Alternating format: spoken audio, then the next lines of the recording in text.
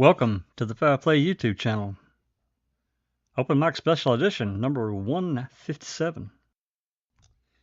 So today, we get a decision from Judge Angie. And Susan made the call right away, got it ordered, got it paid for, and she just got it just a few minutes ago. We have not read it, don't know what's in it.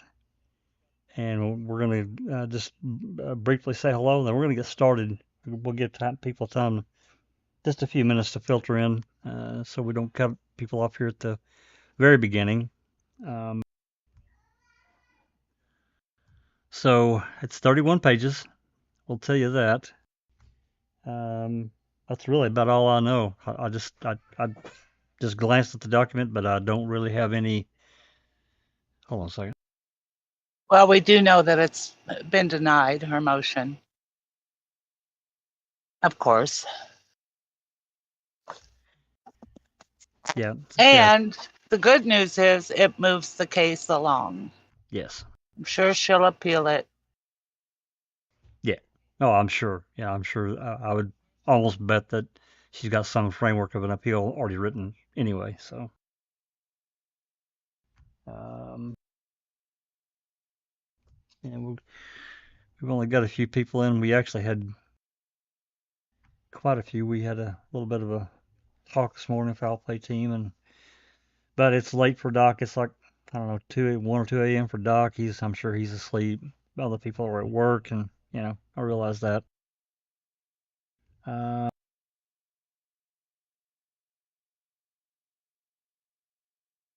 We'll get to see what she says about Sawinski, what they say, or no, Angela. Yeah. And what's the other guy's name? Starts with Baresh. Baresh. Yeah. Yeah. Yep. Should be. So, well, right now it's me and Susan and Alice and just Rhonda. So we're going to just read the document, and Susan, if you're okay reading, and you certainly don't have to read the entire thing, but if you certainly want to start out, then pass it off. So let me sure. Just 1 second here. I'll get the document on screen. Okay.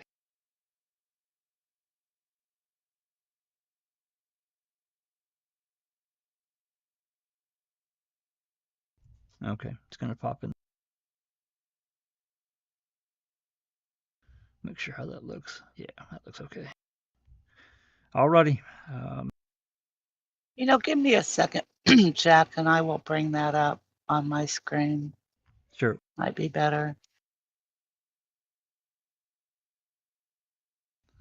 Oh yeah, screen reading is always hard because there's the lag and so forth.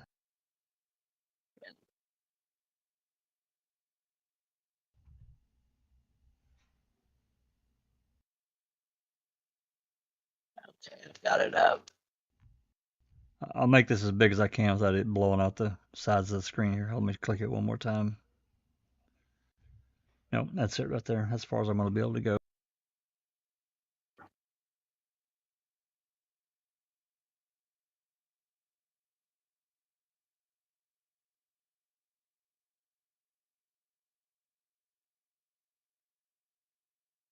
Let me know when you want me to. Oh, I'm sorry. I thought you were pulling it up. Yeah, you just start wherever you start whenever you're ready. Okay. Do you have it on screen? It is on screen. Okay. Memorandum, decision, and order. The defendant is back before the circuit court with a post-conviction motion pursuant to Wisconsin statute 97406. Through his attorneys, Kathleen T. Zellner and Associates, PC, the defendant asserts that newly discovered witness statements will establish that there is a viable third-party suspect for this offense. The defendant asserts that evidence regarding this third-party suspect was never presented at the time of trial, and the failure of the presentation of the alternative suspect undermines the confidence in the jury verdict. The defendant further asserts that the state violated the provisions of Brady v. Maryland If the court rules that the third-party suspect evidence does not meet the requirements to grant relief pursuant to his request for post-conviction relief, the defendant asks that, alternatively, that the court grant him a new trial in the interest of justice, pursuant to Wisconsin Statute 80515. Facts. The court will now recount the full record in this voluminous case. The facts have been set forth in numerous filings in prior court proceedings. This court will refer only to the facts alleged in the current motion before the court. Prior to the commencement of his trial in 2006, the trial court entered an order requiring the defense to identify any individuals, quote, other than Brendan Dassey, end quote, that it intended to suggest was a third party responsible for any of crimes charged against the defendant. Furthermore, the court stated that the admissibility of evidence regarding a potential third-party suspect would be required to meet all the standards set forth in the ruling in State v. Denny. The defendant provided notice that he would assert that there was a reasonable possibility that others committed the murder with which he was charged, including Scott Todick, Andre Martinez, Robert Fabian, Charles and Earl Avery, and the Dassey brothers. In addition, the defendant argued that the ruling in Denny did not apply to his trial, and that if it did, he should be permitted to present evidence regarding several alternative suspects. The trial court found that the standards set forth in Denny did apply to the defendant's evidentiary offering and noted that in the absence of motive, it could be more difficult to offer evidence that would be relevant and material to a third person having committed the crime. The court concluded that nothing in the defendant's offer went beyond the level of speculation. The court stated that while the defendant identified many people with the opportunity to commit the murder, no clear motive for the crime was identified for any of the alternative suspects, failing to meet the Denny standards. After the defendant was convicted of this murder, he filed a post-conviction motion pursuant to Wisconsin Statute 97406. The court concluded that while the defendant may have supplied evidence as to motive to frame the defendant, none of the evidence identified a motive for Bobby Dassey to murder Teresa Halbach. Without establishing any evidence of motive, the court concluded that Mr. Dassey was precluded from being named as a potential suspect under Denny. The Wisconsin Supreme Court allowed the decision to stand. Several other post-conviction motions were filed, denied, and upheld by the appellate courts. The Court of Appeals ruled on the defendant's last post-conviction motion on July 28, 2021, upholding the circuit court's decision. The court found that the content of the defendant's motion was insufficient to entitle him to a hearing on his claims. While that motion was pending before the Court of Appeals, the defendant requested that the court stay its decision and remand the matter back to the circuit court for evaluation of a new claim. The Court of Appeals noted that the defendant was asserting a Brady violation involving the affidavit of a new witness, Thomas Sawinski. In his affidavit, Mr. Sawinski asserted that he saw Bobby Dassey in possession of the victim's vehicle several days after the murder. Mr. Sawinski stated that he called the Manitowoc Sheriff's Department later that day to report what he saw and was dismissed by the deputy. In its decision of July 2021, the Court of Appeals stated that the defendant's newest claim regarding a Brady violation had little or no relation to the claims before the court in that appeal. The court stated that this issue should be resolved in a separate post-conviction before the circuit court. The court further stated that, as discussed below, we are not addressing Avery's most recent filing to this court. see our discussion of motion number 6, which seeks to directly connect Dassey to Halbach's murder. If Avery wishes to raise that claim, he will need to bring a new 97406 motion. That motion would need to survive both Escalona Naranjo scrutiny and be found to have merit, in which case the evidence presented might supply the missing quote-unquote direct connection. In that event, the VLCD evidence might become relevant to showing Dassey's motive and might bear on whether Dassey is or should have been a viable Denny suspect. We express no opinion on the merit of any such 97406 motion, as all such issues would be for the Circuit Court to decide in the first instance. As a result of this ruling, the defendant brought this post-conviction motion pursuant to 97406. The defendant asserts that by failing to disclose the statement of Mr. Sawinski to the defendant, the state withheld exculpatory evidence from the defense in violation of the Brady Rule. Furthermore, the defendant states that the evidence supplied by Mr. Sawinski creates a direct link between Bobby Dassey and the murder of the victim. As such, the defendant asserts that he was denied the opportunity to present evidence of a viable third-party suspect at his trial.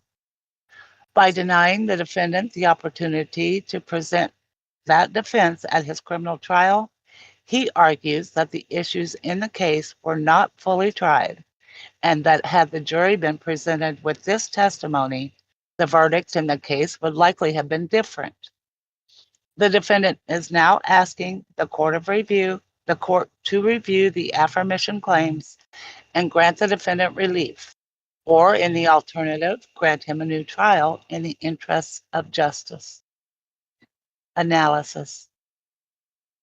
For the affidavit of Mr. Sawinski to be admitted as evidence, establishing Bobby Dassey as a valid third-party suspect in the murder of Ms. Halbach, the defendant must satisfy two separate tests.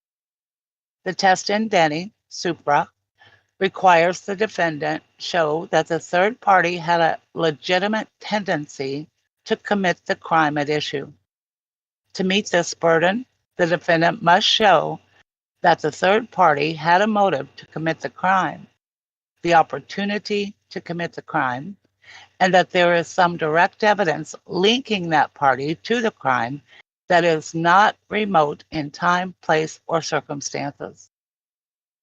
The defendant also raises and correctly identifies that the test set forth in State v. Edmonds also applies to the admissibility of the affidavit itself. The Edmonds court established a four-part test to determine if evidence is newly discovered and admissible for consideration by the court. First, the evidence must have been discovered after the defendant's conviction. Second, the defendant must establish that he was not negligent in seeking out the evidence in question. Third, the defendant must establish that the evidence is material to an issue in the case. Fourth and finally, the defendant must prove that the evidence offered is not merely cumulative to that already in the court record. The defendant further notes that only if these four requirements are met is the circuit court required to determine whether a reasonable probability exists that a different result would be reached in a new trial. The State v. Love. In his affidavit, Mr. Sawinski states that in the early morning of November 5, 2005, he was delivering newspapers to the Avery salvage yard in the course of his employment. Prior to actually delivering the newspapers, Mr. Sawinski states that he encountered Bobby Dassey and an older, unidentified man pushing a dark blue RAV4 down Avery Road toward the junkyard. Mr. Sawinski stated that the car did not have its lights on. After delivering the newspapers to the Avery mailboxes, Mr. Sawinski states that he drove back toward the exit where Bobby, the older gentleman, and the car still were. Mr. Sawinski states that Bobby then stepped in front of his vehicle in an attempt to stop him from leaving the property. He further states that his headlights were shining directly on Mr. Dassey at this point. Mr. Sawinski then states that he came within 5 feet of Bobby Dassey, who looked unhappy to see him on the road, and was forced to swerve into a ditch to avoid him.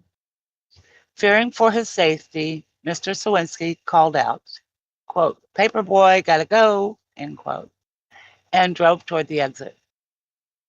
After learning that Ms. Halbach's car was found on the property, Mr. Sawinski states that he realized the importance of what he had seen and immediately contacted the Manitowoc County Sheriff's Department to report the encounter. Mr. Sawinski then states that after reviewing the television show, Making of a Murderer, he contacted the Innocence Project in New York to report the incident again. Finally, in 2020, Mr. Sawinski contacted the defendant's current counsel, and the current affidavit was drafted. With respect to the first requirement of the Edmonds test, the defendant states that Mr. Sawinski did not come forward and contact the defendant's counsel until April 2021. In his corrected affidavit, Mr. Sawinski states that he originally believed that he contacted the defendant's counsel in 2016. However, it was later discovered that Mr. Sawinski actually sent his communication to the Innocence Project in New York. Counsel states that this information was not relayed to the current defense team at the time. The defendant asserts that in spite of numerous discovery requests filed by his original trial counsel, the record of the call that Mr. Sawinski made to the Manitowoc Sheriff's Department was not turned over to them until Mr. Sawinski came forward in 2021 and an additional specific discovery request was made. Guess I missed the footnotes. Footnote 1 is there is a mention in the defendant's filing that the first phone call came to the defense team in December 2020. Both dates clearly come after the date of Mr. Avery's conviction. Footnote 2, the state's objections to this evidence goes to the defendant's argument asserting a Brady violation occurred earlier in the prosecution of this case. The state's argument will be addressed in that analysis. For the purposes of this test only, the court will conclude that the evidence in the Sawinski affidavit was discovered by the counsel after the defendant's conviction, satisfying the first requirement of the Edmonds test. The defendant next addresses the second standard of the Edmonds test.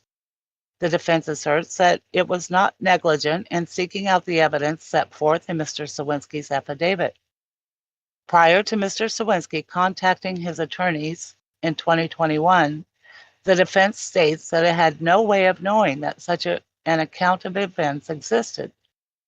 The log of the call that Mr. Sawinski made to the Manitowoc County Sheriff's Department was not turned over to trial counsel in spite of numerous discovery requests.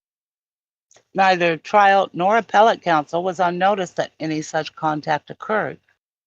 The record of the call was only delivered to current defense counsel after Mr. Sawinski contacted the team directly, and the team specifically requested records of any contacts between Mr. Sawinski and the Manitowoc County Sheriff's Department in order to verify the assertion made in the affidavit. Based on those facts, the defense has met the requirements and satisfied the second standard of the Edmonds test. The third standard of the Edmonds requires that the defendant establish that the new evidence offered is material to an issue in the defendant's case. The evidence submitted as being material to the defendant's motion goes to this theory that a third person committed the crime for which the defendant was convicted of. For evidence to be admitted to establish that a third party committed a crime rather than the accused, the evidence must meet the test set forth in Denny Supra For evidence to meet the Denny test, the evidence offered must show that there is a quote-unquote legitimate tendency that a third party committed the crime alleged. More specifically, the evidence must establish that the third party had the motive, the opportunity, and a direct connection to the commission of the crime itself. While the defendant does not have to prove the guilt of a third party at the level that would sustain a conviction, evidence that simply evidence that simply affords a possible ground of suspicion against a third party is not admissible. State v. Wilson. The defendant asserts that the evidence in the Sawinski affidavit establishes a direct link between Bobby Dassey and the murder of the victim. By linking Bobby Dassey directly to the vehicle driven by the victim, the defendant asserts additional evidence, previously discounted in this case, may then be reconsidered by the court, further supporting his third-party suspect theory. The defendant argues that this previous excluded evidence includes a CD copy of the computer hard drive found in the Dassey home. The defendant argues that this CD, which contains searches of terms and subjects, including images of violent pornography, would establish a sexual motive for Bobby Dassey to have committed the murder. The defendant argues that the Sawinski affidavit also establishes that Bobby Dassey had the opportunity not only to have committed the murder of Ms. Halbach, but also to plant evidence, including the defendant's blood and DNA, in the victim's RAV4. Further, the defense argues that Mr. Dassey's possession of the RAV4 also provided him access to the key to the victim's car found in the defendant's home, as well as the victim's electronics found in the burn barrel along with the victim's remains. No, they weren't. The defendant finally asserts that the information in the Sawinski affidavit could impeach the testimony that Bobby Dassey gave at trial, in which he stated that the victim never left the property and was last seen heading toward the defendant's trailer. With respect to the motive element of the Denny test, the defendant argues that the state clearly considered that sexual assault was a motive for the murder, as evidenced by the seizure of the family computer in the Dassey home. The defendant asserts that evidence of Mr. Dassey's motive to commit murder was contained on the hard drive of the computer, which was copied onto a CD referred to as the Veli CD. The defendant cites the decision of the Court of Appeals, in which the court stated that the content of the Veli CD may become relevant to the defendant's motion if the defendant could prove a direct connection between Mr. Dassey and the murder committed. The defendant then goes on into a lengthy argument as to how the evidence found on the Dassey family computer establishes the motive for Mr. Dassey to have committed the murder of Ms. Halbach. The defendant asserts that searches for words and images found on the Dassey computer show an obsession with violence and killing. The defendant further states that images deleted from the computer were pornographic in nature and depicted violent images of the torture and mutilation of young females. The defendant then refers to the affidavit of Brad Dassey, the half-brother of Bobby, who states that he had a conversation with Barbara Dassey, Bobby's mother, in which she stated that she hired someone to delete the files from the computer in question. The defendant hired an expert to examine the Dassey family computer. His expert, Mr. Hunt, states that he discovered 8 periods of time, close to the date of the murder, from which files were missing and presumably deleted. The defendant then states that Special Agent Thomas Fassbender examined the Veli CD and in his report described media that he found on the disk. images of the victim and the defendant with the date of April 18, 2006. Images of nudity of both sexes, including pornography depicting bondage and quote-unquote possible torture and pain. He further stated that other images on the CD included those of pornography, including acts between humans and animals, images of young women, and injured and mutilated people. The defendant then asserts that the record contains sufficient evidence to prove that Bobby Dassey was the only member of the household at home during certain days and hours when some of the searches were conducted. The defendant bases this conclusion on the self-reported routine schedules of all other members of the Dassey family that would have kept them out of the house at the times the searches were conducted.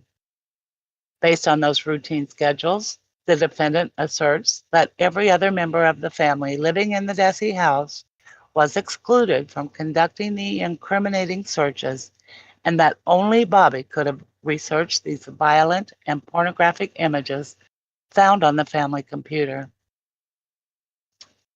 The defendant asserts that he, too, must be eliminated as a person who conducted the searches because he had no access to the Dassey home and did not have the password to the computer.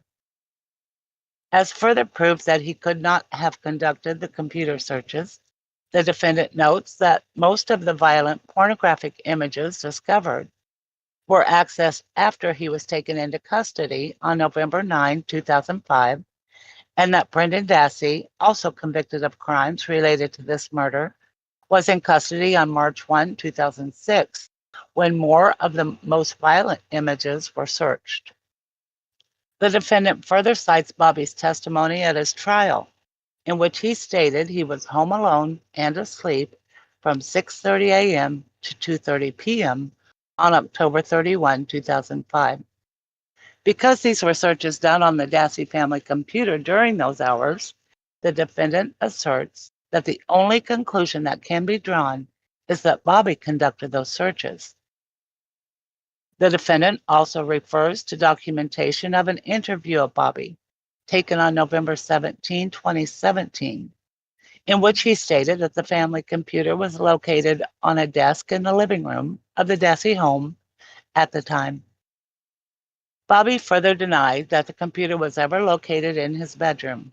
However, crime scene photos taken on November 12, 2005 show the computer in that location. The defendant further cites an affidavit taken on June 25th of 2018, in which Bobby's brother Blaine stated that the family computer was located in Bobby's room and Bobby was the primary user.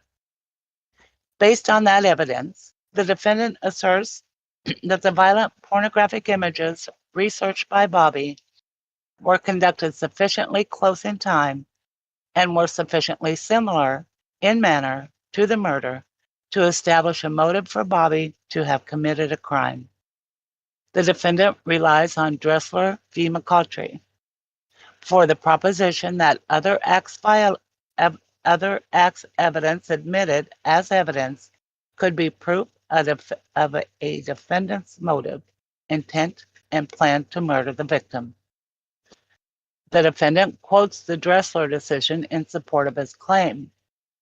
The fact that the defendant maintained a collection of videos and pictures depicting intentional violence is probative of the state's claim that he had an obsession with that subject. A person obsessed with violence is more likely to commit murder, and therefore the videos and photographs are relevant. Based on the Dressler ruling, the defendant asserts that the court should find that Bobby's obsession with violent pornographic images made him more likely to have committed murder, establishing his motive in this case. In further support of his assertions, the defendant cites the report of his expert, Dr. Ann Burgess. Dr. Burgess states in her affidavit that there is a well-established causal connection between pornography consumption and violent behaviors. The defendant further refers to an affidavit submitted in a prior motion submitted by former FBI agent Greg McCrary, in which he offered his opinion that searches for violent, underage, and child pornography combined with images and searches for dead bodies, quote, reflects a comorbidity of sexual paraphilia, end quote. Agent Gregg further concludes that, quote, Bobby was becoming obsessively deviant in his viewing of violent pornography, end quote, in the weeks before Ms. Halbach's murder. The state disputes the conclusions drawn in the defendant's argument, asserting that the defendant is misrepresenting the facts of the case. The state argues that the defendant has fallen short of establishing that Bobby Dassey was, in fact, the person who conducted the computer searches in question, or that the searches conducted were probative or relevant to prove that anyone had a motive to commit murder in October of 2005. The state argues that once again, the defendant failed to establish that Bobby Dassey conducted any of the searches cited by the defendant. Referring back to a previous decision issued by the Court of Appeals, the state recounted the court's conclusion that the mere fact that Bobby could have been home alone when some of these searches were conducted was not conclusive evidence that he did, in fact, conduct the searches. The defendant, the court continued, cannot rely on the opinion of a computer expert or anyone else's speculation as to what Mr. Dassey's actual schedule was on any particular day in question, a fact which applies to other family members as well. The state notes that there are no citations to any facts of record establishing Mr. Dassey's whereabouts at the time of the searches were conducted, or any evidence that conclusively establishes that no other person had access to the home or computer at the time in question. Furthermore, the state notes that the defendant provided no citations of record to specific images that would directly relate to the crime committed or identify how any of the images were relevant to any specific individual having motive to commit murder. Referring again to the Court of Appeals decision, the state notes that the court previously concluded that the existence of the searches during a time that Mr. Dassey was usually at home is not a fact that would establish conclusively that he was actually in the home at those times, let alone that he was the person using the computer or accessing these images. The state further disputes the defendant's conclusions that law enforcement considered pornography or sexual assault as a motive for the murder in this matter. The state notes that during any criminal investigation, law enforcement collects all potential evidence that could possibly be relevant to the case. That evidence is then analyzed for determination as to whether it has any bearing on the crime committed. The mere fact that the investigator sees the computer does not prove any theory of the case. The state asserts that any relevance assigned by the defendant to the seized computer is unsupported speculation. The state also argues that the images and terms found during the computer search and cited by the defendant as evidence of motive for murder are not similar to what actually occurred during the commission of the crime and are not relevant to proving motive for anyone, including Mr. Dassey. The state asserts that someone having conducted a search for terms like news, body, journal, and cement, which are very general and not specifically related to this crime, does not show that the searcher had a propensity to have committed this specific crime. The state notes that the defendant's own exhibits show that the majority of the searches for pornography and violent graphic images have no direct similarity to the manner in which this crime was committed. The state further points out that most of the searches referred to by the defense occurred on a weekend when anyone in the house could have accessed the family computer, while other searches occurred at 3:45 p.m. on a weekday when Blaine would have had access to the computer as well. Additionally, the state points out that the defendant's timeline, in which he asserts that Bobby was the only person who could have conducted the searches, does not account for the time when Mishcot School District's spring break took place. Between March 2405 and March 30th of 2005, Blaine, Brendan, or anyone invited over by the boys could have accessed the computer. Between April 7, 2006 and April 18, 2006, Blaine had access to the computer as well. The state goes on to argue that of the 128 searches listed and relied upon by the defendant as evidence of motive, only 28 of those occurred during the time that it is alleged that only Bobby Dassey could have accessed the computer. Furthermore, of those searches, only 3 of the searches occurred prior to Ms. Halbach's murder.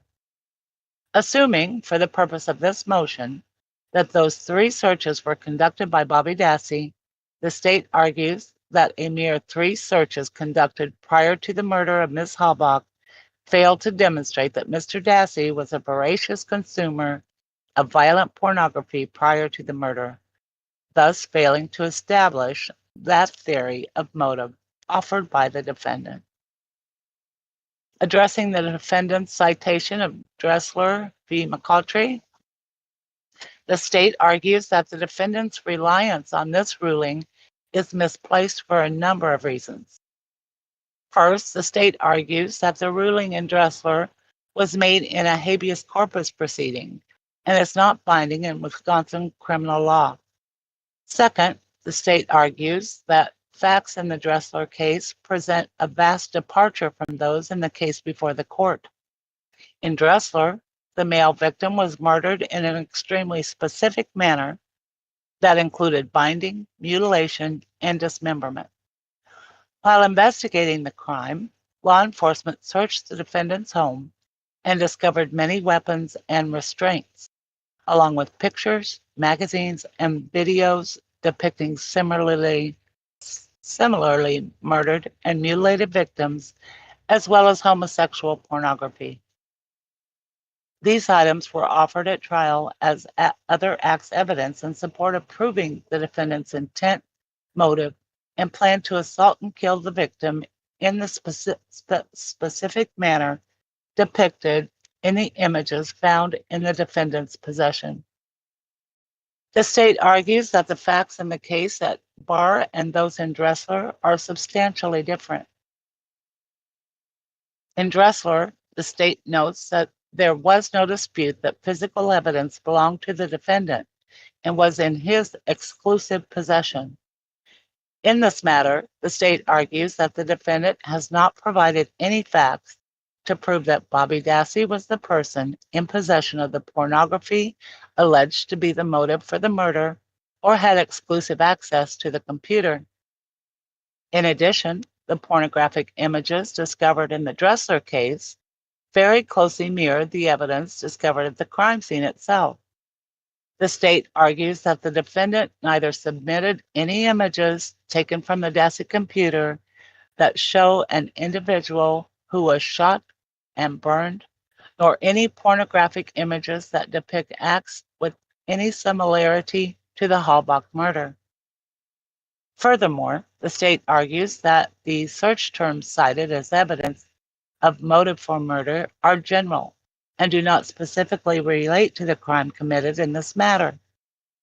Finally, the state notes that all of the violent images and pornography found in the Dressler case were in the exclusive possession of the perpetrator before the murder occurred. The media evidence in Dressler, the state argues, showed a prior disposition to commit the crime and a great similarity to the actual crime scene itself.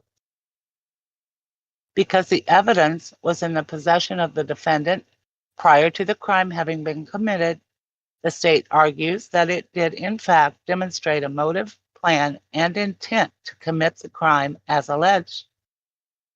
In the case at bar, The state points out that the vast majority of the computer evidence relied upon by the defendant to prove Bobby's motive to kill was obtained during searches conducted after Ms. Halbach was murdered.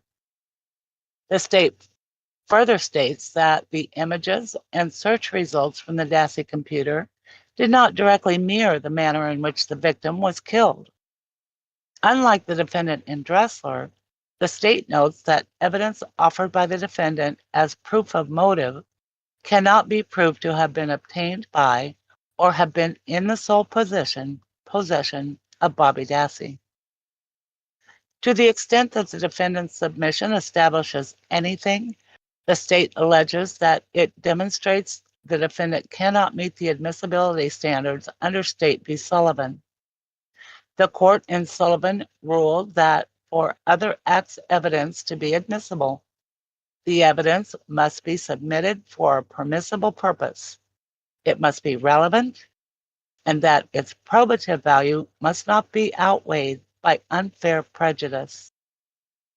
While motive is a permissible purpose for which evidence can be used, the state contends that the defendant has not established that the evidence he offered is relevant to this matter. The state notes that the Court of Appeals has rejected the argument that the images on the Dassey computer depicted any situations that were similar to the crime scene in the Halbach murder. The state argues that there is nothing about the evidence found on the communal family computer that is relevant as to proof of motive prior to the commission of the crime. The computer information was collected long after the murder. Nothing in the evidence submitted, the state asserts, makes it more or less likely that Bobby Dassey committed the murder as the defendant alleges. The state also argues that because there is a lack of similarity to the crime committed and that the searches were done after the crime was committed, the prejudicial value of the evidence offered outweighs its probative value. Because there is no direct link to motive or any evidentiary similarity between the computer evidence and the crime committed, the state argues that a jury could convict Bobby Dassey on legally inadmissible evidence. If such evidence were submitted to the jury, the state argues that a jury could conclude that the individual who searched for such images was inherently a bad person and convict on that basis alone, rather than on the applicable law. A review of the record and the defendant's arguments reveal that he has failed to satisfy the third standard of the Edmonds test, as well as the motive element of the Denny test. With respect to the Edmonds test, the defendant argued that the evidence offered was material to an issue in the case because it established that there was a viable third-party suspect that could have committed the murder of Ms. Halbach. And such evidence was never presented to the jury for consideration, undermining confidence in the verdict reached. In order to meet that burden, the defendant had to prove that the evidence also met the standards set forth in Denny to be admissible as proof of a third-party suspect. The defendant failed to establish that Bobby Dassey had the requisite motive to commit the murder of Ms. Halbach. The defendant rests his motive arguments on the premise that Bobby Dassey had an obsession with violent sexual pornography involving young women and a fascination with gruesome homicides and deaths. However, the defendant's arguments are not supported by the evidence submitted. As the Court of Appeals has already concluded, the defendant did not establish that it was Bobby Dassey who conducted the searches in question. The Court of Appeals ruled that even if the defendant is correct as to what the usual schedules of the Dassey family members were, those general schedules are not proof establishing where any specific member of the family was on any given day. While the defendant argues that nothing short of a recording of Bobby Dassey conducting the searches on the computer would satisfy the standard of proof demanded by the state, This assertion is not true. The defendant could have offered any piece of evidence that, during the time in question, Mr. Dassey entered some type of identifier unique to him, such as a specific username or password, to establish that he was, in fact, the person using the computer to conduct the searches cited.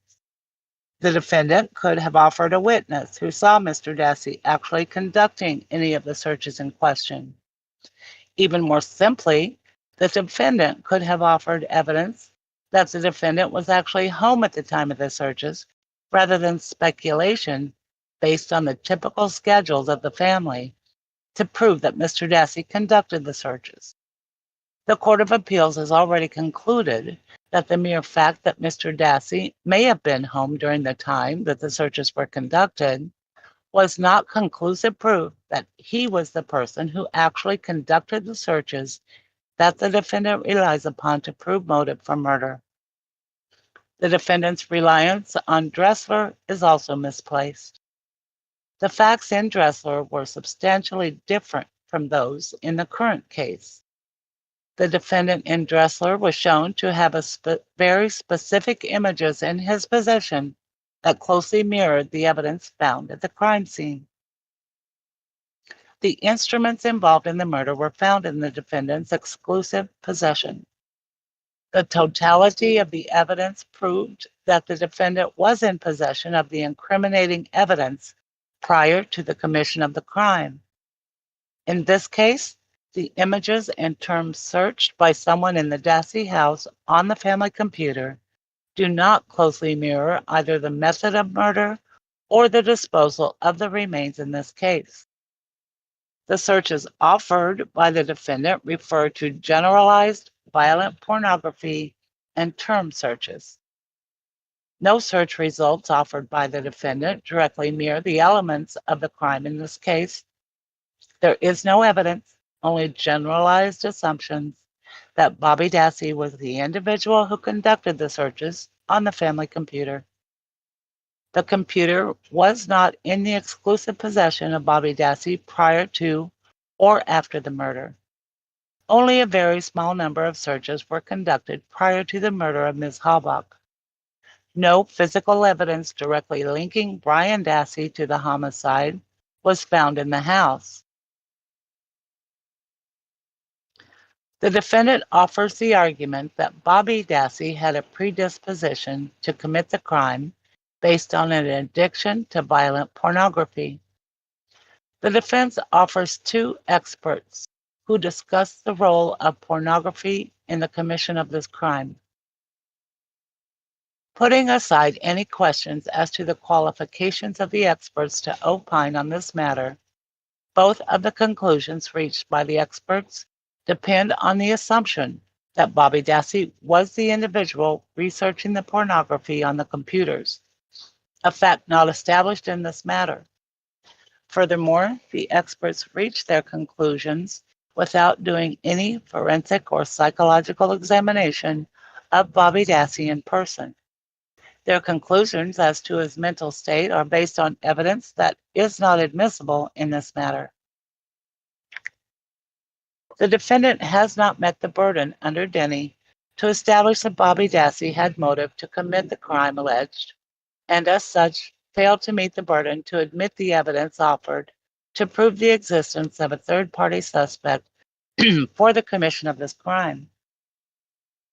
Without such a finding, the defendant cannot meet the third element of the Edmonds test, establishing that the evidence is material in his case. As previously noted, evidence that simply affords a possible ground of suspicion against a third party is not admissible. Even if the defendant had met the burden with respect to the motive element of the Denny test, he has not met the burden with respect to the element of opportunity under the same test. The defendant asserts that the legal term of opportunity is broad and encompasses other evidence that may otherwise be inadmissible. Wilson. The defendant states that opportunity can include the individual's physical presence at the crime scene or proof that an individual had the requisite skill, capacity, or ability to carry out an act. The defendant also notes that it is incumbent on the proponent of the evidence to show the relevance of the evidence offered. I'm going to turn it over to someone. Jack. Okay. I can read it, or Rhonda, if you want to read, that's fine. Is Rhonda here? I can read if you want me to. Please start. Well, first, before we start that, she's citing Wisconsin practice, Wisconsin evidence, statute 404-7, third edition. Okay, and she admitted that footnote. Yeah, if you want to start there where it says the defendant notes. The defendant notes that Mr. Dassey was present on the Avery family property on the day that Ms. Halbach's murder took place. The defendant then refers to the affidavit of Mr. Sawinski to further support his other arguments. The defendant argues that the affidavit of Mr. Sawinski establishes that because Bobby had possession of the RAV4, he, therefore, had access to evidence that the defendant asserts was planted to frame him. Specifically, the defendant asserts that Bobby's possession of the RAV4 gave him access to the key found in the defendant's home and the victim's personal electronics found in the burn barrel.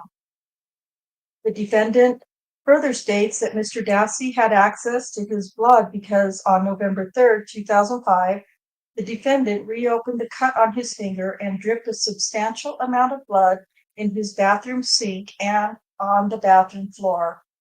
The defendant then states that he went to the Dassey residence to ask Bobby and his brothers if they would like to go to Menards with him and his brother. According to the defendant, Bobby decided to stay behind. It was also at that time that the defendant states that Bobby saw the open cut on his hand. The defendant states that when he left for Menards, he left his trailer unlocked and upon leaving, saw the taillights of a vehicle near his trailer. The state agrees that in some instances, an individual can be implicated in a crime by their mere proximity to a crime scene. However, in the matter before the court, the state argues that the defendant is offering a much more complicated scenario as to Mr. Dassey's opportunity to commit the crime. Referring to the defendant's argument in order to satisfy the Denny test, the state asserts that the defendant must offer evidence that Mr. Dassey had the skills, contacts, tools, time, and/or other means necessary to have committed the crime and staged the scene in the manner alleged. The defendant must provide, quote, evidence that the third party had the realistic ability to engineer such a scenario, end quote. Wilson Supra. The state argues that the defendant failed to meet that burden in this matter. The state asserts that the defendant has offered no evidence to establish that Bobby had the opportunity to successfully orchestrate this extremely complicated scheme to frame his uncle. The state argues that the complete absence of any necessary facts to support the defendant's argument demonstrates that the defendant has insufficient evidence to show that Bobby had the opportunity to kill Ms. Halbach and frame the defendant in the manner the defense claims. The state goes on to argue that the defendant has offered no evidence to establish that Bobby had the necessary skills available to manipulate the evidence in a manner that would implicate the defendant. The state notes at the time of the murder, Bobby Dassey was an 18-year-old high school graduate with no criminal record. Mr. Dassey was employed as a third shift worker at a furniture factory. The state posits that there is no evidence of record that establishes how an individual of Bobby's age and experience would have obtained the scientific knowledge or skill to collect, transport, and plan the defendant's blood from his bathroom. The state notes that nothing in the record indicates how Mr. Dassey would have obtained the necessary materials to collect and transfer evidence in a manner successfully, as well as in a manner not detected after analysis by the crime lab. The state points out that the defendant, in his brief in chief, does not address how Bobby transferred touch DNA to the victim's car. Furthermore, the state notes that the defendant does not explain how Bobby could have kidnapped and killed Miss Halbach, then hid her body and her car within minutes of being seen on the highway at approximately 3 p.m. Referring to the record, the state asserts that it contains no explanation or evidence to establish how an individual with Bobby's age, education, and experience discovered a tiny, mangled bullet fragment that he knew had the victim's DNA on it and planted it in the garage, or alternatively, shot the victim there on the 31st and managed to thoroughly clean up the scene without the defendant noticing Bobby, even though he was using the garage to work on the vehicles during and after that time. And I'll read the footnote before I go on. Footnote 3. In his response brief, the defendant asserts he previously explained that the touch DNA was transferred by law enforcement from an illegally obtained swab of his person. However, the defendant also speculates that Bobby could have taken his toothbrush from the bathroom and used the DNA from that to place the DNA on the victim's car. This is a new claim. The defendant has not previously mentioned a missing toothbrush in his previous motions or attributed such action to Bobby Dassey. It is not clear from the defendant's argument which scenario the defendant is now relying upon, that both Bobby Dassey and law enforcement independently attempted to frame the defendant, or that he is abandoning his theory of law enforcement involvement in the planting of evidence and speculating on the theory that a toothbrush provided the touch DNA on the car. The state additionally argues that there is nothing in the record explaining or supporting the theory that Bobby moved the victim's body and burned it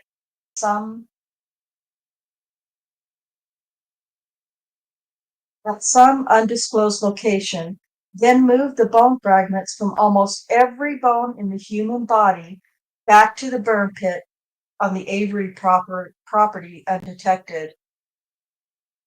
While the defendant asserts that Bobby planted the key in the victim's RAV4 in his trailer between November 3rd and November 5th, the state notes that there is no explanation as to how Bobby could have moved the car from the property without the keys, driven away from the property, walked back to the property, and replaced the key in the defendant's trailer without anyone noticing. The Wilson test requires that the defendant must provide evidence that Bobby Dassey had the realistic ability to carry out the complicated plan that it alleges was used to frame the defendant. The defendant speculates on many points as to how Bobby could have carried out the plan to frame his uncle, but the Wilson test requires more.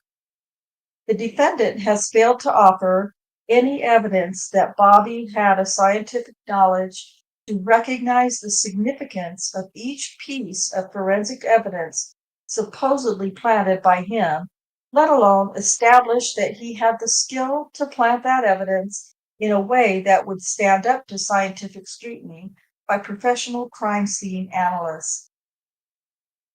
The defendant offers no evidence supporting his claim that Bobby had the requisite knowledge to create and execute an elaborate plan to commit a murder and frame his uncle.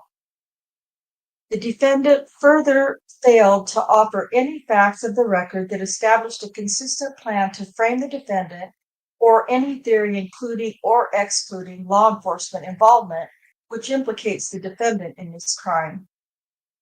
The defendant's theory that Bobby framed him for this murder also fails to acknowledge a significant fact in relation to this crime, to which Brendan Dassey confessed and was convicted of participating in the murder of Miss Halbach.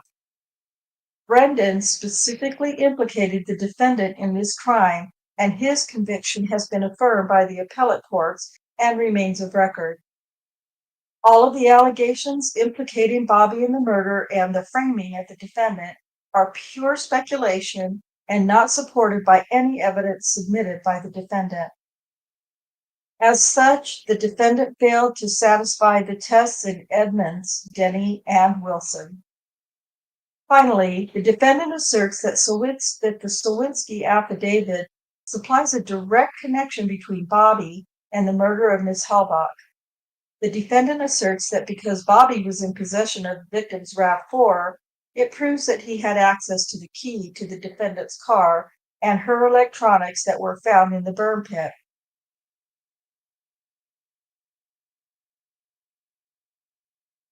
Electronics in the burn pit? Sorry. Yeah, These it's items wrong. are links that. It's wrong. It's wrong. Go ahead. Okay, sorry. These items are links that are central to proving Bobby Dassey's involvement in the murder of Ms. Halbach. The defendant argues that Bobby's possession of the car provides a direct evidentiary link between Bobby and the crime committed, making him a viable third-party suspect. Assuming for the purposes of this motion that everything averred to in the Sawinski affidavit is true, the defendant is incorrect in his assertion that the facts in this affidavit provide a direct link between Bobby and the Halbach murder. The defendant asserts that, ipso facto, if Bobby was in possession of the victim's car that night, he must also have been the individual who committed the murder. No evidence submitted by the defendant supports this conclusion. Even if Bobby was found in possession of the victim's automobile on the night of November 5, 2005, there is only speculation and no evidence to prove that Bobby was in possession of the car or that he had exclusive control over the vehicle prior to that night. The defendant further asserts that Bobby's possession of the car gave him access to the victim's car key and her personal electronics. Again, this is speculation by the defendant.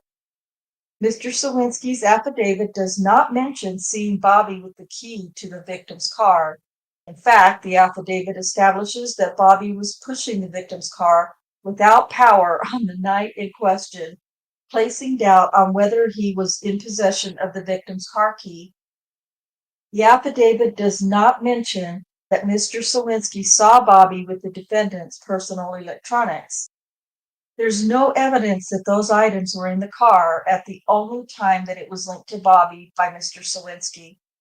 Neither the key nor the electronics were linked by any witness or by any forensic evidence to Bobby. The victim's key and electronics could have been taken directly from the victim or taken from her car at any time prior to or after the murder by another individual long before the auto was in Bobby's possession. There is no evidence of record taken from the car that links Bobby directly to the actual homicide of Ms. Halbach. The Sawinski affidavit, taken as true for the purpose of this motion, directly links Bobby to possession of the victim's vehicle. However, possession of the vehicle does not directly link Bobby to the homicide itself. Nothing in the affidavit establishes that Bobby was in possession of the evidence that the defendant asserts was used to frame the defendant. No forensic evidence was found in the car that directly linked Bobby to the murder. No evidence of record establishes that Bobby had exclusive possession of the victim's vehicle prior to the night that Mr. Sawinski saw him on the road, or that Bobby had any control over the vehicle prior to that date. None of the physical evidence presented at trial or subsequently links Bobby Dassey to the actual commission of the homicide in this case. While the defendant asserts that the only logical conclusion to be drawn from Bobby's possession of the vehicle that night is that Bobby was the individual who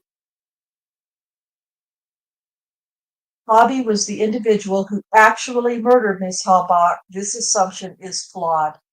There are other reasons that Bobby could have been in possession of the car that night, including that Bobby was trying to help hide evidence to protect the two individuals directly linked by forensic evidence to this murder and convicted of the crime. The defendant's conclusory assumptions drawn from the evidence offered in the affidavit do not amount to evidence directly linking Bobby to the homicide itself. As such, the defendant failed to meet the final standard of the Denny test to establish Bobby as a valid third-party suspect in this crime. The defendant also alleged that the state committed a Brady violation by failing to turn over the record of the phone call that Mr. Sawinski made to the Manitowoc County Sheriff's Department in 2005. The defendant accurately summed up the requirements for the finding of a Brady violation in paragraph 87 of his brief in chief.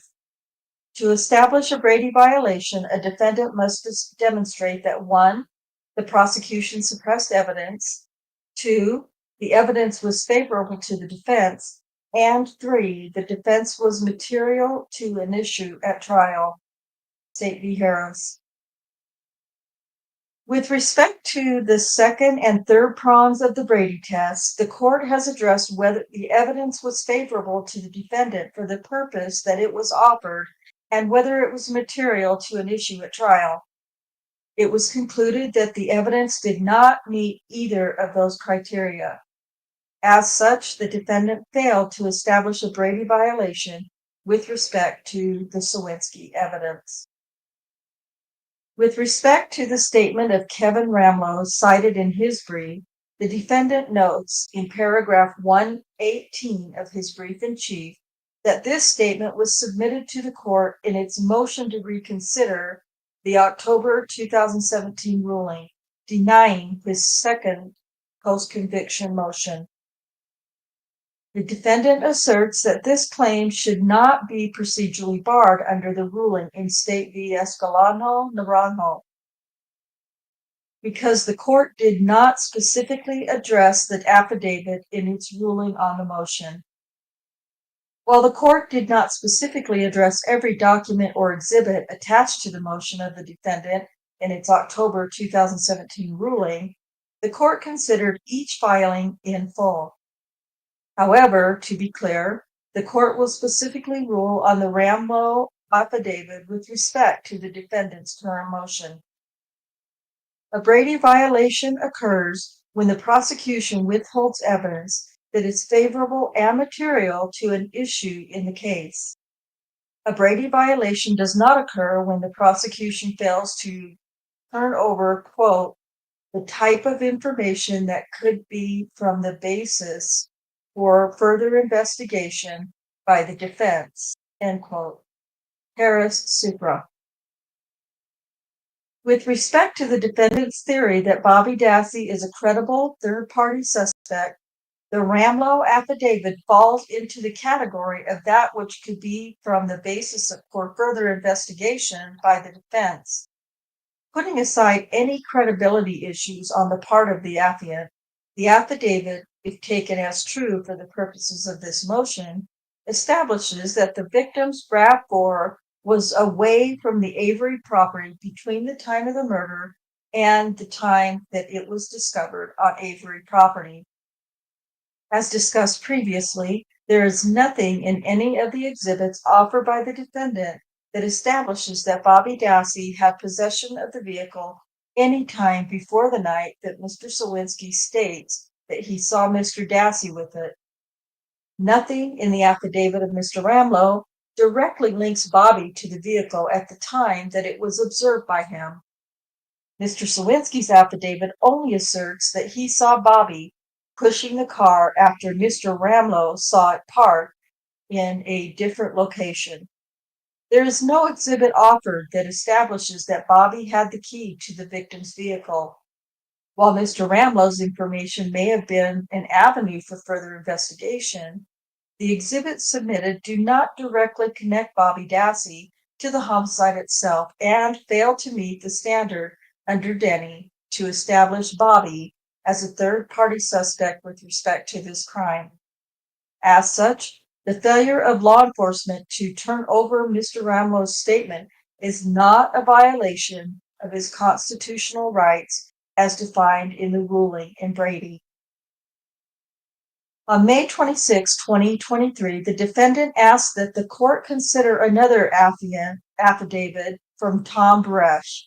In that affidavit, Mr. Baresh attests that on the night of November 4th or the early morning of November 5th, he was performing his duties as a tow truck driver when he observed Bobby Dassey driving a RAV4 on County Road Q. Mr. Baresh states that the headlights from his truck illuminated the interior of the RAV4 and he could clearly see Mr. Dassey and someone that was not the defendant in the vehicle. The affiant goes on to state that while he was incarcerated for bail jumping in 2006, he reported his story to a Brown County Sheriff's deputy who discounted his report. Mr. Baresh then states that he did not discuss what he saw again until sometime in 2016 or 2017 when he mentioned it to his brother. The defendant reports that he received this affidavit on May 10, 2023, but unlike the Sawinski affidavit, it does not provide any information on whether the statements made in the affidavit were verified or the investigation was completed.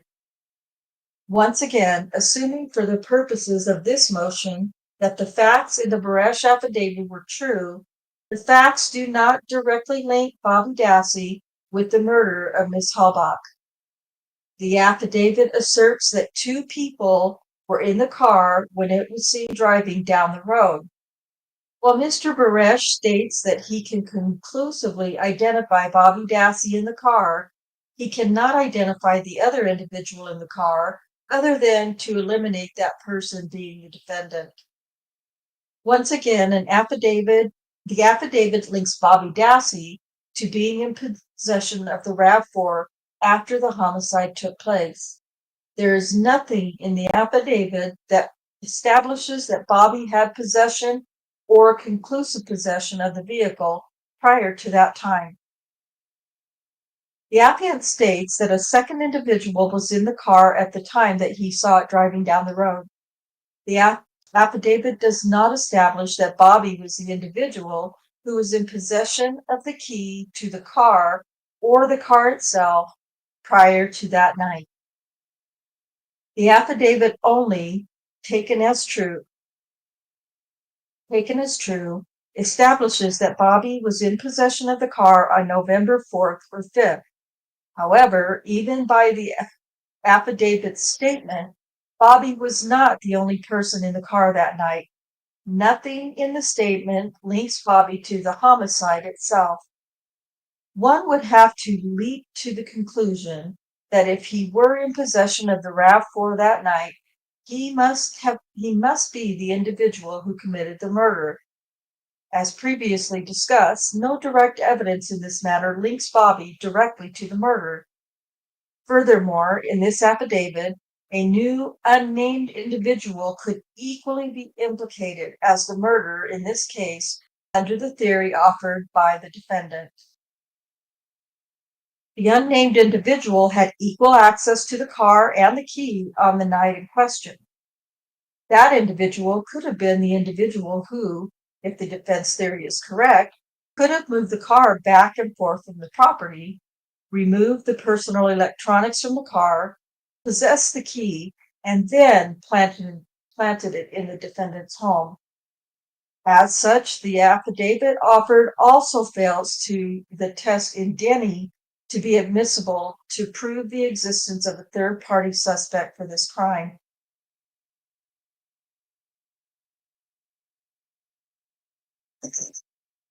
In the alternative to his motions under Denny, the defendant asked that the court grant him a new trial in the interest of justice pursuant to Wisconsin Statute 805.15. Given the above conclusions reached with respect to the evidence offered by the defendant, there are no legal grounds to grant such a request. For the reasons set forth above, the motion of the defendant is denied.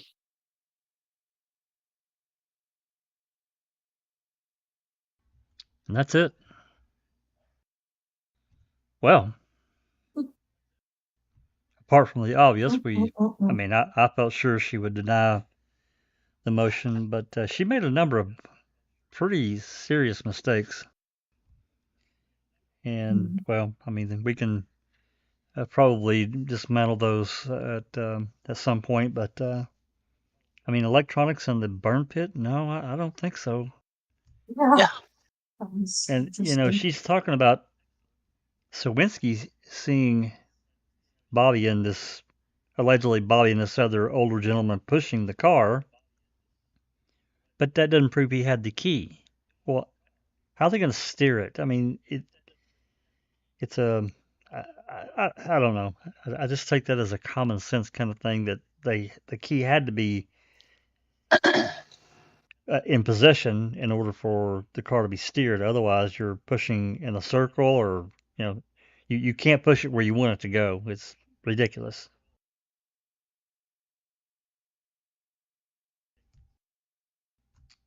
Come on, pile it on, guys. Not Pile it on. surprising. No. I see a very logical appeal coming here. Yeah, I do too. I mean, I don't think it's really. And look, I'm going to say this clearly, just from my personal. This is me. This is not necessarily anything to do with foul play or anybody else on the planet. I'm saying that I'm not saying Bobby did anything wrong at all. He's not been accused. He's not been charged. Nothing. But if we take the affidavits as true and factual, which is how you're supposed to treat an affidavit, this leap of faith, so to speak, is really not that big of a leap. And it further proves that if she's saying, we're taking this as a matter of this, as true, these statements by Baresh and Sawinski and even Kevin Ramlow, it proves that that there was a true lack of any investigation or any investigation that we can see. It also changes what was presented to the jury. Yeah, it does. And that's what's important, what the jury heard. That's right.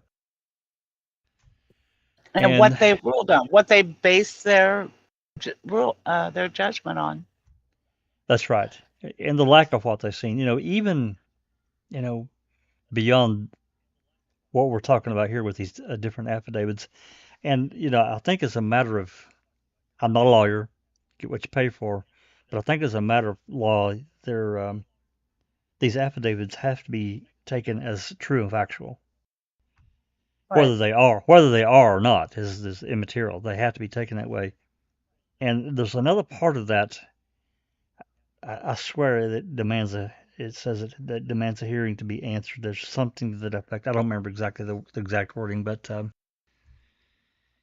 me personally, I don't believe Bobby had anything to do with it, despite whatever. Look, don't kill me. I'm just saying what I believe, because there is a sophistication to these events, right? I'm not saying Bobby's dumb, because I don't think he is, but then again, there are things that would have had to have been done specifically and in a certain order for it to have worked out. And I don't know. I have other suspects in mind. I have other people in mind that help the case. We see this all the time. People that help a case because everybody around them, no matter if they're a police officer or lab tech or whatever, they're just other people around them said, this guy did it. We really need to get this guy put away. So the case gets helped a little bit by outside forces. There are also situations that we have here, because she says there's no evidence. One statement, she actually probably made it a couple of times. There's no evidence linking Bobby, or really, if you take that by extension, anyone else that was found that would point to another suspect besides the defendant. And that's simply not true. Remember the blunt and bloody instrument that disappeared by the crime lab? It's not been investigated. I know that there's been questions asked of the DOJ. What the hell's going on here? What did you people do? And there's not been any reply to that. So if there was something I'm not saying there was, but that was a piece of evidence that should have been turned in, examined, fingerprinted, the whole 9 yards. And all we got was a big disappearing act. There are so many things that the jury, as Susan stated a few minutes ago, did not get to hear. These phone calls that we go through, they didn't get to hear but just a few. I think Pam's call, Colburn's call. Was there another one? Or is that the only two? I think that's the only two. All I remember.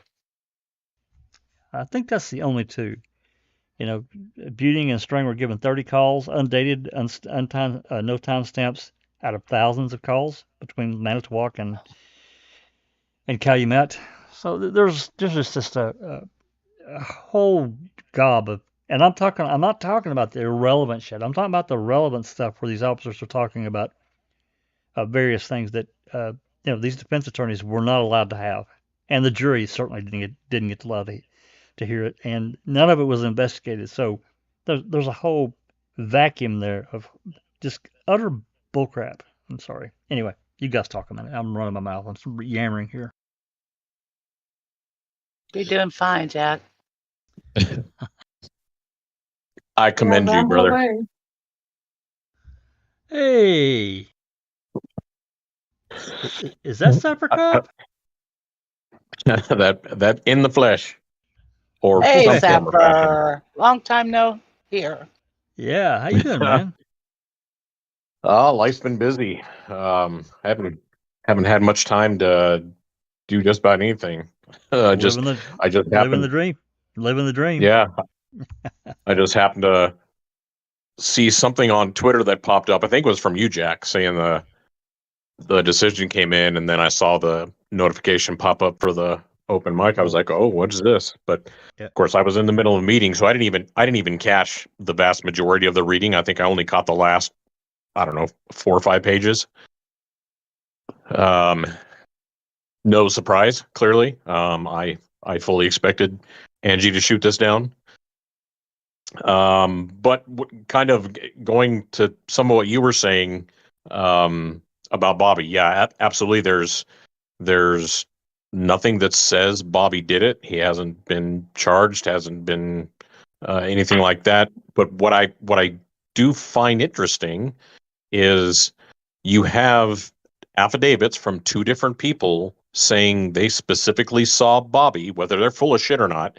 They say they specifically saw Bobby in possession of the murdered victim's vehicle the night before it's found on the salvage yard. Where is testimony or affidavit from somebody saying that couldn't have been Bobby because this and this? Where is that? Where are those accusations being countered?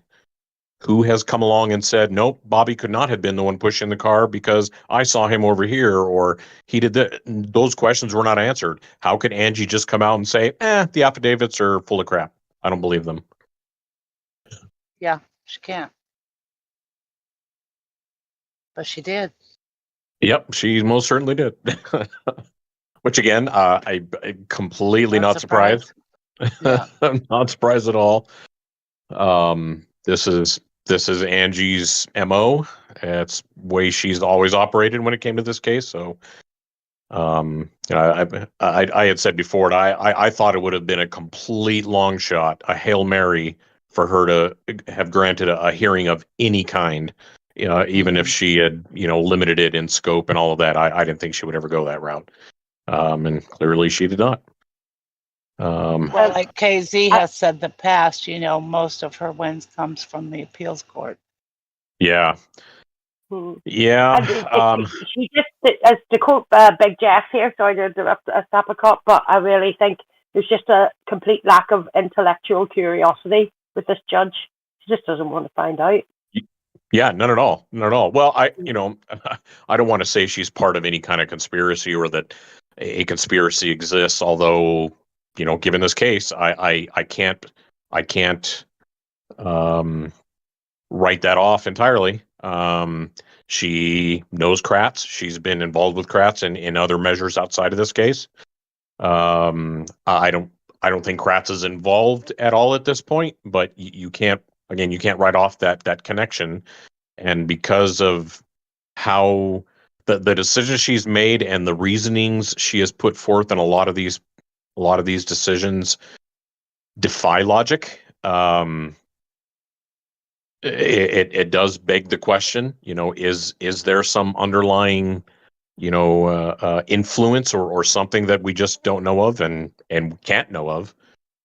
So I can see KZ again pushing this to the Court of Appeals, but even though her reasoning is all over the board, at least just from the little bit I heard, I don't know what the rest of it consisted of, but just the part about, you have a witness stating person X was seen pushing this car and you have nothing to refute that. I would hope that somebody at the Court of Appeals would say, we kind of need that question answered, but I'm going to go ahead and go out on a limb right now to say we are not going to see any relief from the Court of Appeals. Probably not. Yeah, I would be shocked if there was. Yeah, Really. I think we are pretty much dead in the water for the entire state process. Even if the COA were to find something in this particular decision to send back down for some reason, it's going to be the same result as it has been in previous filings. She'll sit on it for 3 or 4 years and then she'll kick it back again, denied, and the COA will just accept that.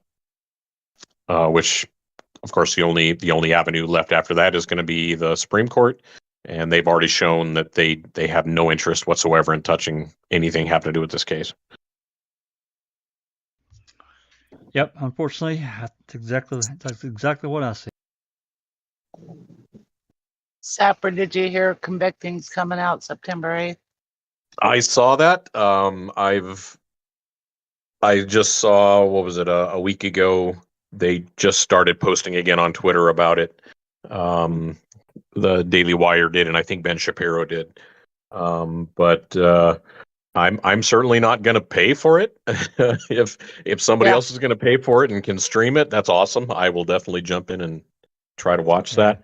Yeah, we're gonna do that in our Discord. So just have to stay tuned to. Jack, did you take off the chat? Oh, sorry. I Did you take the chat off? I did because Okay. it was out of sync again. I re-added it back. Yeah, sure. Pain in the ass. was. I'm really disturbed. After today's live, I'm going to completely uninstall Prism again and reinstall it. If it doesn't fix it this time, I'll probably just go back to OBS. I don't know what else to do. Anyway. Yeah, I don't know what other avenue. I mean, my personal thing, I think for me personally, I think she should have taken a different track on this, but, and I mean this appeal, it's 97406, but at the same time, I think that KZ used what she had. The tools available, yeah, she had to. That's yeah. She took the direction that the COA gave in their final decision on the 2017 motion and tried to run with it. But I think I wouldn't have been the only one to say that the whole Sawinski issue was not really reliable and had way too many holes. And then the Bresh thing, that was I don't even know why she bothered with that. That was. They didn't address that, did they? Or did I miss it? Yeah, she addressed it a little bit. She did, yeah, right at the end. Yeah, she addressed it, slightly, but, his affidavit, I mean, at least Sawinski's had the phone call. It was there. I don't, I mean, I guess I'd have to have a personal conversation with a judge to what they would view as Brady, real Brady material. And it seems like it's got all these exceptions built around it that says, well, yeah, okay, they withheld it, but, and there's this big but with 97 exceptions listed below it that says, oh, no, it's not really Brady, even though they did withhold it. Right. Yep.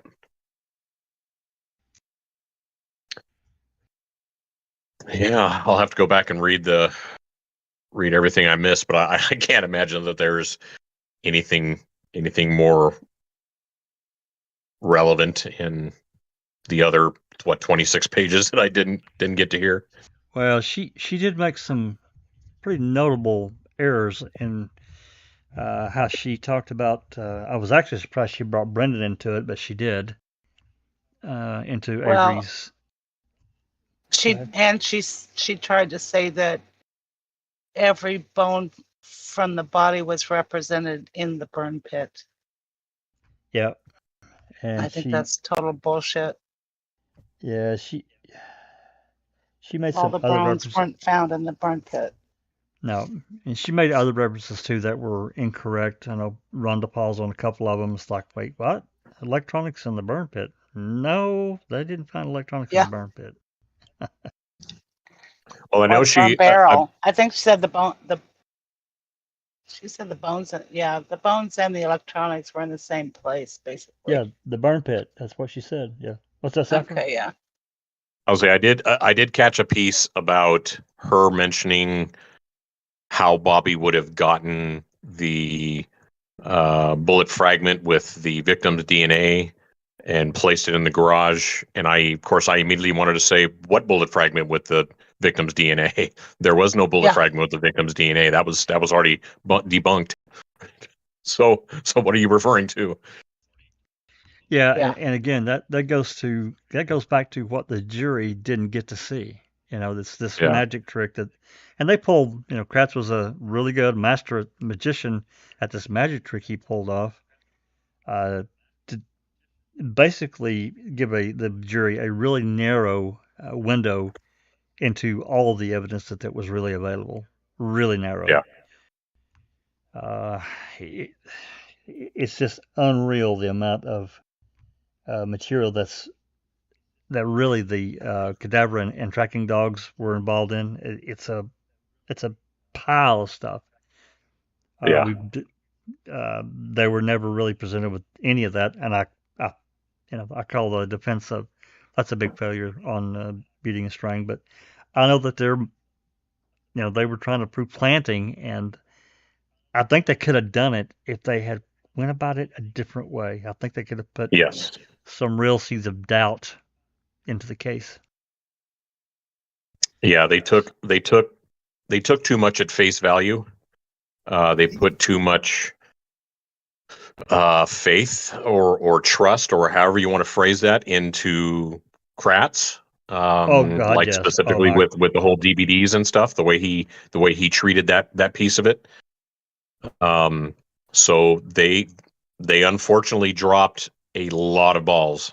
And they linked the prosecution's theory of the crime to Bobby. But if Bobby did it, they don't know how or where or when, or they can't say that theory can be attributed to Bobby. Nope.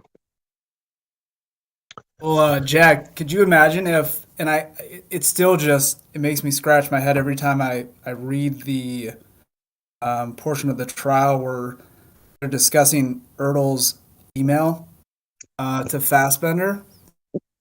Could you imagine if he had just said, what was it about that scene that made you believe, or had you believe that the scene was altered prior to you getting there? Like, why didn't they ask that question? I don't know. That drives me crazy. So many times. It's a huge question to ask. Yeah, you see these witnesses on the stand, and Beating or Strang will have them walk right up to the edge, and they stop. Yes. They let them go. Yeah. To let it go. And I don't. Yeah, that was a big one. Yeah. Obviously just altered. yeah, just the basic premise that they let the lack of protocol go by without much of a fight. I mean, that's that's standard police procedure in evidence collection, to document every single step of that, both in writing and visually, whether it's pictures or video. And there is not a single picture of the so-called bones in the burn pit in situ, not one, and they don't question that. They don't put somebody on the stand to ask why that didn't happen, and that would go directly to putting Ertl in there going, please explain how you knew that the scene was altered if you had never seen it before. Yeah, or or just something as simple as I'm no expert in anything, but I can tell you what, if Sharik Al-Hain was up on the stand and I was the defense, I would zoom out that picture that she showed with the state and say, okay, well, here's Eisenberg's full picture of item BZ. This giant piece of muscle tissue up here, did you cut from that, or did you cut from this bone that you said had a sliver of muscle tissue? Explain that process. Well, yeah. And further, get Ertl and Sturtevant and whoever else was there on the evening of the 8th and say, where did item BC come from? Because there's, again, to me, speaking directly about Ertl, not any of the regular police officers that were standing around, even that, some of the more experienced ones may have known, explain how this piece of muscle tissue got in that tarp. Because allegedly that's where it came from, right, Duke? Yep. How the hell did it get in there? Go ahead. You would have had to thrown it in there. Exactly, because there was no way it would have went through the mesh. No way. It's too big. Yeah. Also the bone with the muscle tissue, right? Same thing. Yep. So, yeah, you bring up a good point about that email between Ertl and Fassbender, because now you go back into, and I do fully believe that Ertl had at least, maybe not necessarily walked back there and did a, real close inspection, but I certainly believe that he looked back there at the backyard, the burn pit, the dog, a bear, and I think he took visual notice of what was where, and then he comes back there on the 8th and shit's been moved all around the place, and he's like, screw you, I'm not taking photos. You guys have altered this. There's no way. Yeah. Yeah. Just a friendly reminder that I want to know, do we actually know what was in the gentleman's agreement? Because I don't know what comes out in the wash of what was the contents of that agreement. Was it only specific things? We don't have it. We do not have the written. You don't know what they agreed to. There was something about the witness list, and I know they didn't get enough experts, but they refused to question people like we've just discussed, because Kratz was trying to rush their witness list, I think, and they dropped a lot of people, like as you said, that you should have been questioning. I think a lot of the gentleman's agreement, Disco, was basically not going after Teresa's past. Personal. I understand that, but we don't know what else was agreed to there. No, we don't. No, and you guys can shoot me down, but I fully believe that was fully in favor of anything or something that Kratz wanted. At least one item, probably 2 or 3, because he didn't agree to anything unless he gained from it, ever. Yep. Right. Yeah, I mean, I would never put Kratz into the bucket of intelligent individuals. He's just not. But he somehow was able to pull the wool over both Buting and Strang's eyes on a number of different things and get away with it. So I guess we can call him intelligent for that, but he accomplished what he needed to accomplish. Well, I just call it being a magician. Let's call him deviant. Yeah. He's a manipulator, and he knows his tools. That's why I judge him. Yeah, I mean, I've read dozens of his emails. I know not everybody has done that, but we have, old emails from Manitowoc and Calumet, where he's writing all kinds of different people, and he can be very personable. Just a kind of I won't say charming, but somebody that's good to talk to, funny, witty, and then he turns right around to somebody else, and it's Dr. Jekyll and Mr. Hyde. Not kidding. And he had this ability to do that, and I think he had the ability to really disarm people in that fashion in his world.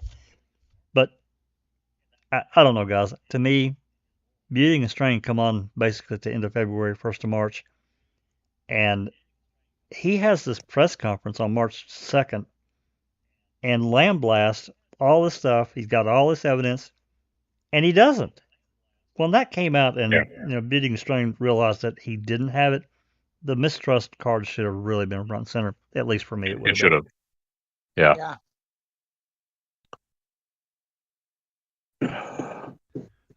Susan, do you see any questions or comments we should look at? Because there's been some comments. Oh, there's tons of comments.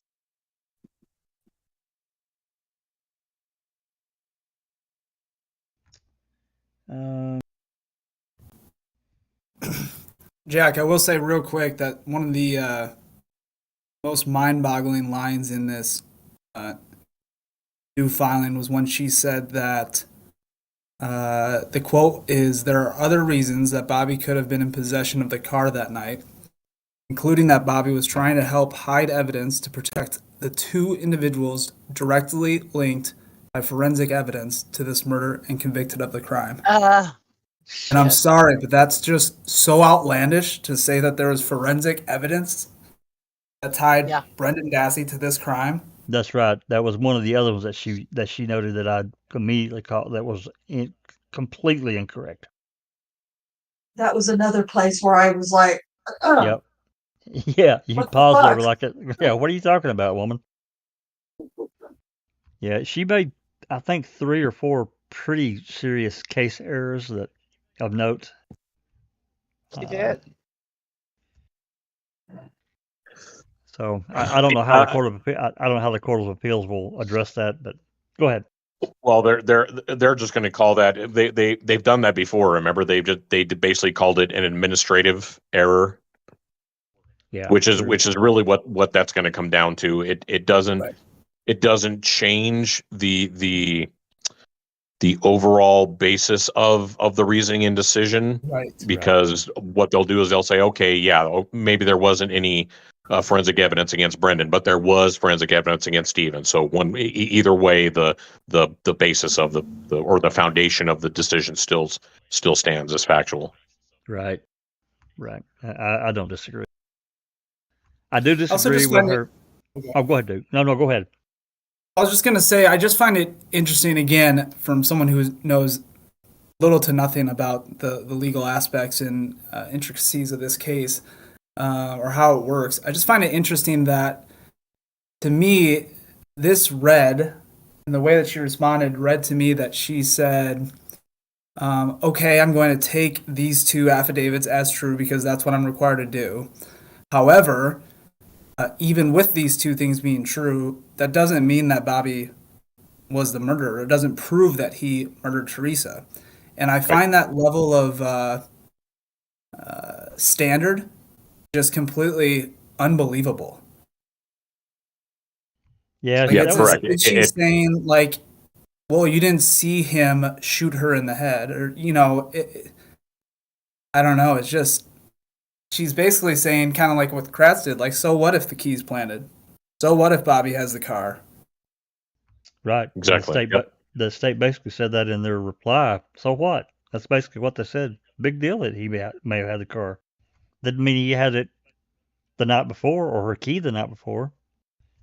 That at the core of things is so frustrating because it's like, what standard do we, are we living off of here in this case where they can say, so what of these things? But at the time of the trial, the defense couldn't say, well, so what that the blood's in the RAV?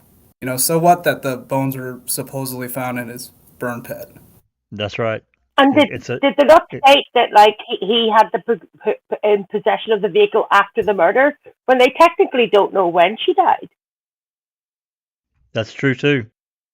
I mean, they're I bet they will. calling it October 31st, but I personally don't necessarily believe that. Well, that's what I mean when I say they're trying to link Bobby to their what's the word? I'm not To sure. their version of what happened. They can't do that because if it was done by Bobby, it's a whole different story. Oh, absolutely. I mean, Bobby wasn't in Stephen's backyard burning her body. You know what I mean? He That's wasn't right. shooting her in the garage. It makes no sense. None whatsoever. But I have to agree with Duke when she makes this statements like she did it more than once. It leaves this vacuum of like, well, if he's had possession of it on the 4th, as Baresh said, which I'm like Saprikov, I don't know if I would have ever included that. Maybe she had to legally, but I don't know. And then No, she doesn't. well, Actually, according to Travis, she didn't have to. okay, well there you Yeah, go. and that's what so befuddled me. And the only reason I say that about Baresh is because of all his activities from what 2018 till now. Uh, destroys his credibility, absolutely demolishes it. That's right. So yeah, putting him in there, it felt like a poison pill. Like you're just like you did in 2017 when you dismissed Avery's original 97406. You shot yourself in the foot. Now you're doing it again with freaking Baresh. Yeah, the pro se, she should have never dismissed that. No. But correct me if I'm wrong, Jeff, but they didn't mention anything about either one of their credibilities or anything like that. No, and that's why I'm saying her reasoning behind this makes no sense because there is nothing to refute those two affidavits.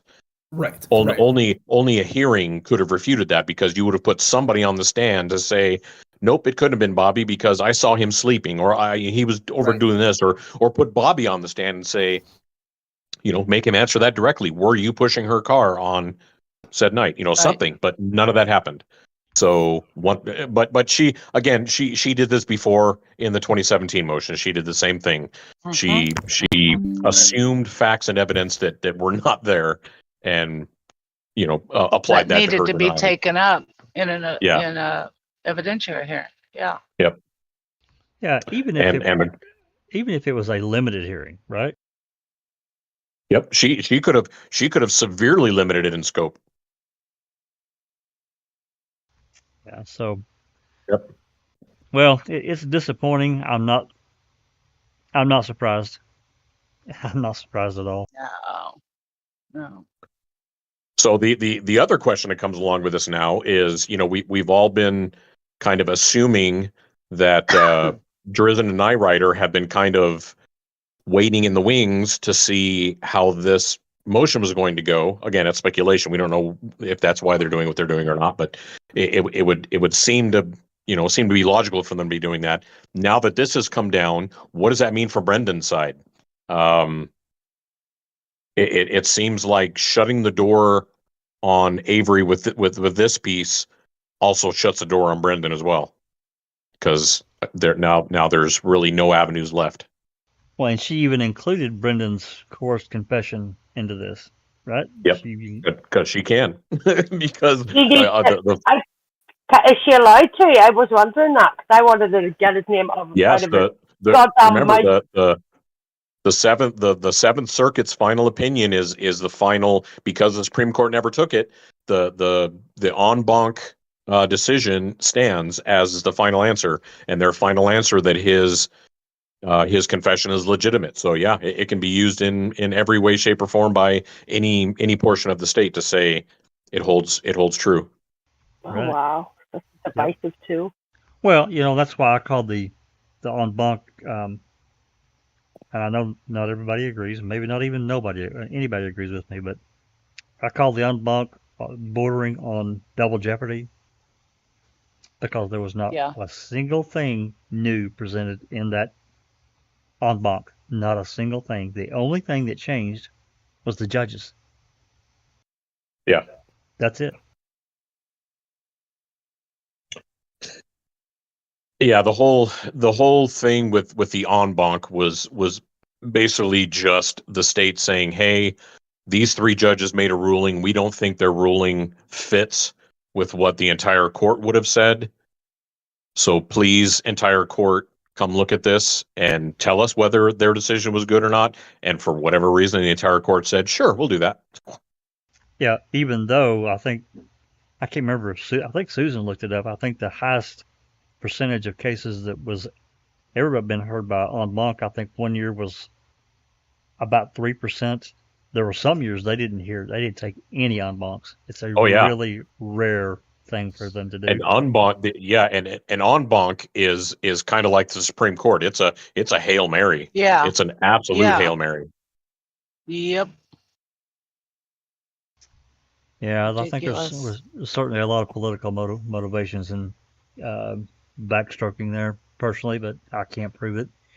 But the problem we have here is the state of Wisconsin is apparently Aaron Rodgers when it comes to Hail Marys. That motherfucker, they complete every damn one of them. Absolutely. Okay, well, unless anybody's got anything else, I guess we can call it a wrap on this one and wait and see. I'm guessing that Zellner was probably expecting a denial, and she already has the framework of her appeal to the Court of Appeals partially written anyway. I guess we'll see. Maybe I'm wrong. Oh no, I doubt I'm it. quite sure she was She fully has to- expecting it. Yeah. Oh yeah. But she has to specifically address what they've said here. So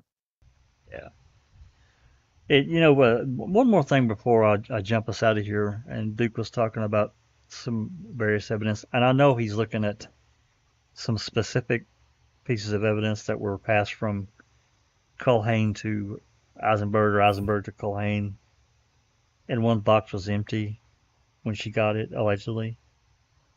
I mean, when you guys hear this, you're going to flip. You're absolutely going to flip out, because it should have raised the alarm bells to extreme levels, and it apparently didn't. It's crazy. Is that right, Duke? Am I saying that right? You are saying it right. Well, and maybe you can fill me in on why you think this happened. But I commented on one of Kathleen's most recent tweets. I think it was a few weeks ago or something like that, and I just mentioned something about the item numbers in question are 7924 to 7928. And I commented something about those item numbers. I came back the next day and she had blocked me. I was like, what? Really? KZ blocked you? Yeah. What? And I was like, what did I do? Why would So, she? That's crazy. Yeah, I don't know if that means like we don't want you saying any more for any other specific reason. But could be. yeah, I mean, it's not like I said anything inappropriate or It's not, yeah. it's So not, I just thought, it's not secret for anybody that goes, look, Duke found it. I found it. Yeah. So I don't know. Part of me wonders if there's a reason why instead of maybe like responding or reaching back out to me, if she was like, let's just make sure that this guy can't say anything else because it would jeopardize maybe something that she's already working on. I don't know. Well, that's what it sounds like. That's what the feel of it is, because I can't think of any other reason why she would take such a man. I never heard of KZ blocking anyone. Well, I mean, except maybe some trolls, I guess. But Okay, so what are those items in reference to? So those items that I'm referring to are including in those 7924 to 7928 is 7926, which is item BZ, which was the only piece of remains that was, positively identified to Teresa Halbach. Right. And so I, as well, within that range of item numbers, 7928 is an item that came to Cherie Culhane that then went to Eisenberg. However, when it left Colhane and went to Eisenberg, Colhane was called and she had said, "Oh, that little pill box is what it is, 7928." She said, "When I opened that up, it was empty, so there's nothing in it." But So she sent it on. Yeah, she sent an empty box to. So allegedly, when Culhane got 7924 through 7928, 7928 was empty, according to Culhane. But she sent the empty pillbox to Eisenberg anyway. I'm like, what? Yeah. So as I've been following 7928, I see that it's an item that wasn't reported as being collected by anyone, any law enforcement. The first time it's mentioned is by a DCI. Holmes from DCI says that Reamer gave it to him, but Reamer never reports collecting it. And then when it gets to Culhane, it's stored in a freezer, and it's stored on the same freezer and the same shelf as BZ, as Karen Hallbach's buccal swab. And then it's pulled out of there, examined on the 12th by Culhane, and then sent to Eisenberg on the 15th. So.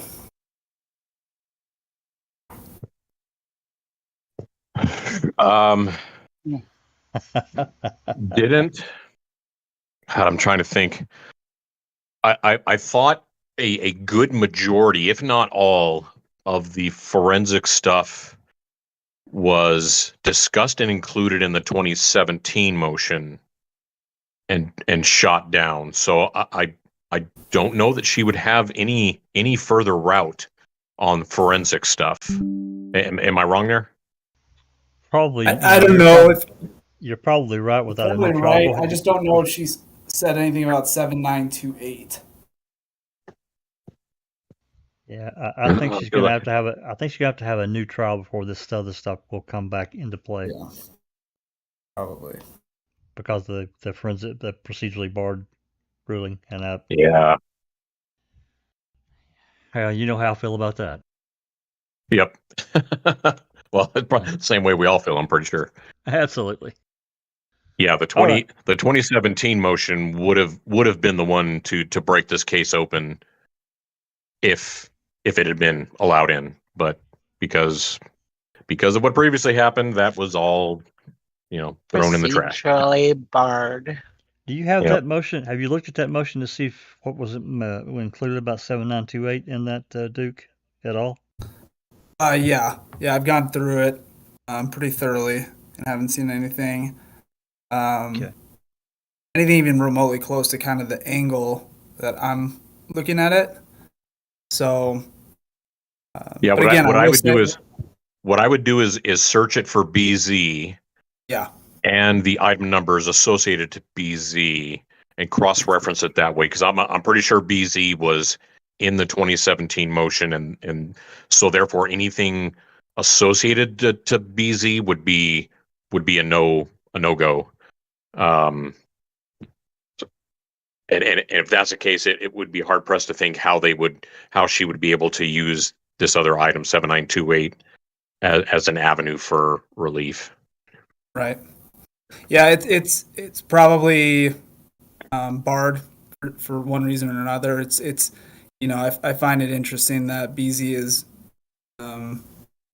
called by the state a shin bone, a thigh bone, and a humerus, which is arm bone.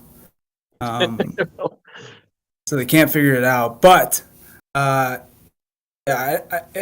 if someone who knows KZ happens to be listening, tell her I said I'm sorry. I don't know what I did wrong, but I guess we'll see. That's really interesting that she blocked you. Not good and interesting in a good way, but a question mark. I'm actually pretty shocked at that. But yeah, I mean, I don't know what she may have up her sleeve for, something down the road. I don't know, because I'm sure she looks at down the road kind of thing, what could happen. So I don't know. Maybe we'll find out. Jack, I know Alrighty. you're getting ready to wrap up, but we're out of sync again. Yeah, I noticed that. I wasn't Yeah. gonna even. I wasn't. When I was fixing to leave, I was just gonna leave it and Yeah, move on. yeah, of course. I'm gonna. When we get done here and I get a moment, I'm gonna uninstall and try to reinstall and see if that fixes the problem, and we'll go from there. Alrighty. Any other comments or questions? I've been trying to just. I know there's just been general chat in the live chat, but I haven't seen any questions. So I guess we can call this one a wrap. Certainly, I Yeah, I want to think thank. we're good, Jack. Yeah, I want to thank Susan specifically. She jumped on the phone and got the order for this from the Manitowoc County Clerk. Of course, we had to wait forever to get it. Don't really know why that took so long, but within 15, 20 minutes of her getting it, we were live. So that's how quickly we went. As quick as we could get everybody together and get everything put together to get going. So I want to thank everybody for jumping in. It's middle of the day. People got to work and so forth and so on. You know, leave your comment once the video's done. Leave your comments down below. We'll try to address them. I know that at some point we're going to have another conversation with Travis. If you have questions for Travis about this, there's a room in our Discord. It's in the open mic section. Questions for Travis. Put your questions in there. I know he enjoys trying to answer those, and so everybody understands the process. And so you can do that, and we'll try to get questions answers if we can. Our knowledge is limited, and he's an actual working lawyer. So anyway, with that said, I want to thank certainly Susan for getting the document and for reading, and Rhonda for stepping in and finishing up the document, and everyone else that's jumped in here in the middle of the day. Thank you very much. If you like what we're doing there, give us a like, a subscribe, and please share the material. And with that said, I'm going to say this has been a Foul Play production.